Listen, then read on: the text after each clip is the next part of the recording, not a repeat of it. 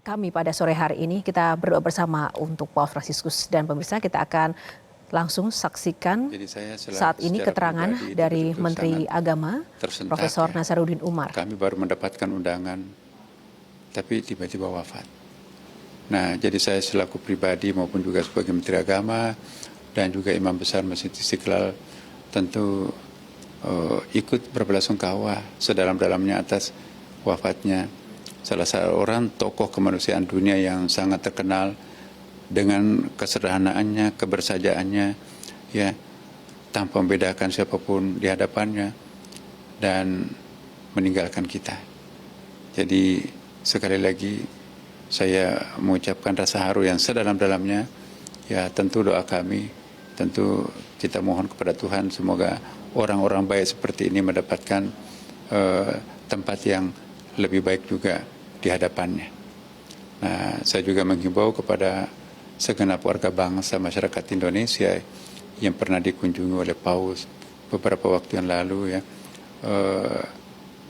mari kita memberikan perenungan sejenak, ya, bahwa tokoh yang setulus beliau pun juga dipanggil Tuhan dan kita pun juga punya kesempatan nanti akan datang dipanggil lagi. Nah, pertanyaan kita, apa yang kita lakukan terhadap dunia kemanusiaan?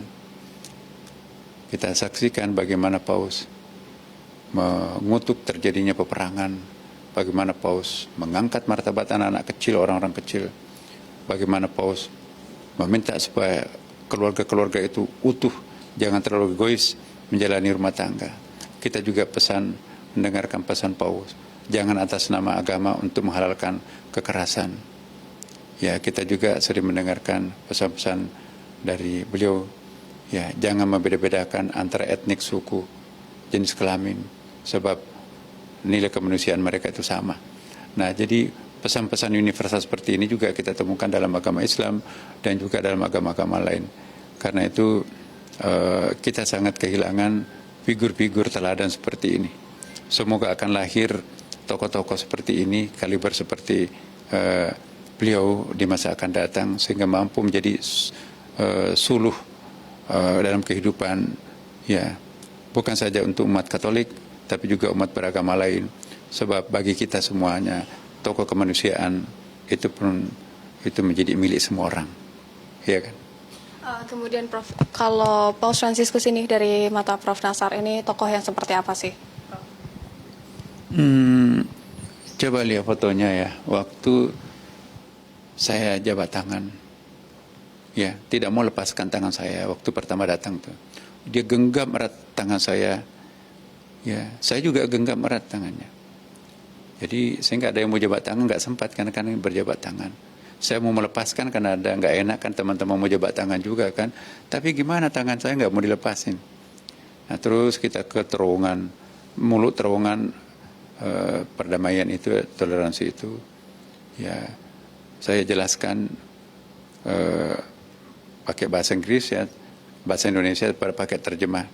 Saya menghargai waktu, kalau pakai terjemah kan panjang waktunya kan. Saya pikir beliau bisa mengerti bahasa Inggris, ternyata nggak direspon.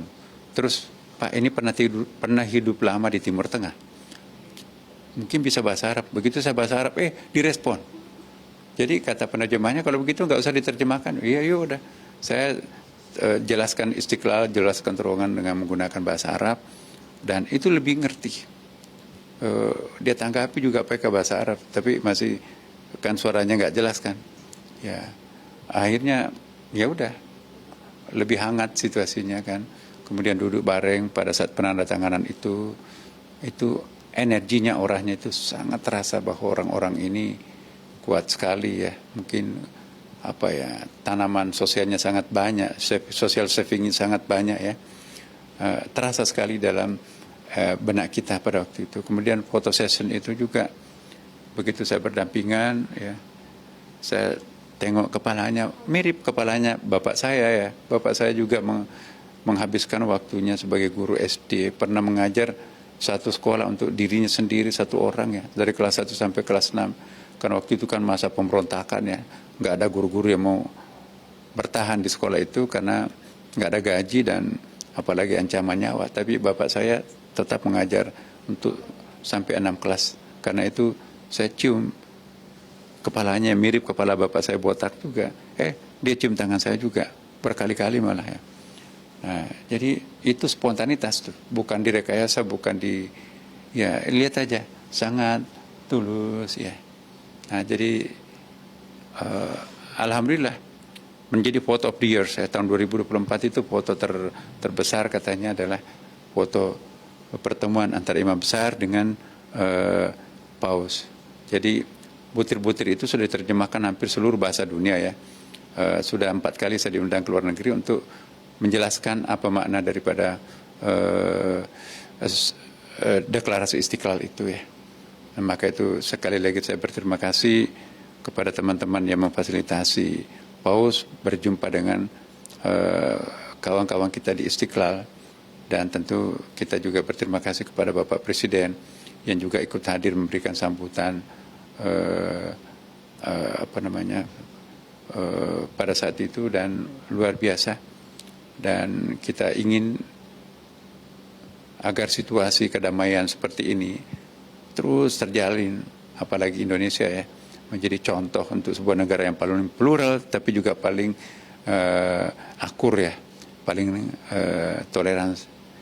Nah, itulah harapan kami. Kemudian Prof, kan kita tahu kalau Paus Fransiskus ini adalah tokoh yang terus menyuarakan terkait dengan toleransi, kemudian juga kedamaian bagi umat Katolik maupun juga seluruh umat di Indonesia maupun juga di dunia. Bagaimana memaknai meninggalnya Paus Fransiskus ini? Pertama, boleh saja kita ditinggalkan oleh seseorang yang paling kita idolakan ya.